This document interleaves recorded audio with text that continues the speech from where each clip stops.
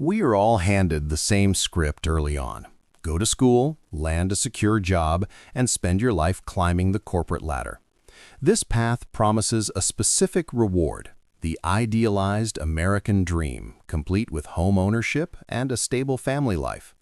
The financial directive for this lifestyle is simple: spend what you must and diligently save the rest in a bank account to slowly build your future. Yet, despite following these exact rules, a vast majority of the population is currently living paycheck to paycheck. The safe path of mere saving and corporate ladder climbing is a rigged game. It is a system designed to keep you working, rather than one built to generate wealth. There is a hidden economic force that silently destroys traditional savings: inflation. When a bank pays a tiny fraction of interest while inflation rises at a much higher rate, your purchasing power drops. Every day your cash sits idle, those savings lose value. You are objectively becoming poorer without realizing it. This invisible financial loss is often masked by an intense societal pressure to spend.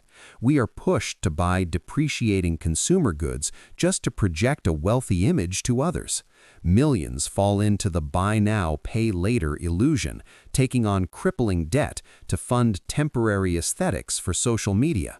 Financial freedom remains out of reach as long as money is treated as a choice between spending on status or saving in a bank. Wealthy individuals look past the corporate ladder entirely. Their energy goes towards owning pieces of it. Consider the case of Jaspreet Singh. His parents heavily pressured him to follow the rigid academic path toward medical school. Instead, during a massive financial crash, he made a subversive choice. He bought a foreclosed property for just $8,000. That condo generated a consistent $600 a month in passive income, producing cash without the physical labor required by a standard job. Generational wealth grows when you stop trading hours for a salary and start converting excess cash into assets that yield independent income. The roadmap to this freedom begins with yourself. Your first investment should be in your own human capital, building the skills and earning potential to fuel your journey. Stage 2 relies on automation. You set a percentage of every paycheck to route into diversified index funds before you have the chance to spend it.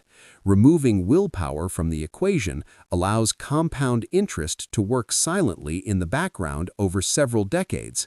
Advanced investors then move into higher leverage areas: private equity, real estate, and eventually owning businesses outright. In this system, savings accounts are never a final destination. They are simply a temporary staging area for acquiring income-producing assets. Even with the mathematical rules in hand, millions of people find ways to self-sabotage. The numbers are clear, but the internal psychology remains a mess. Just imagine money as a physical person walking into a room. How would you intuitively treat them? Many people would avoid eye contact, harbor deep resentment, or only desperately engage when they need something immediately. Money behaves like a neglected person. It will not stay with someone who treats it with constant fear, disrespect, or avoidance.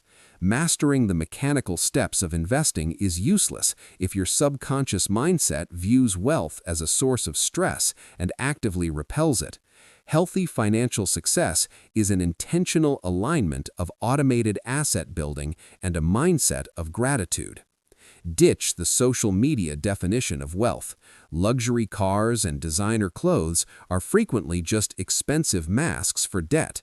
The real advantage of the wealthy is absolute peace of mind, reclaiming your daily time, and having total agency over your life's choices.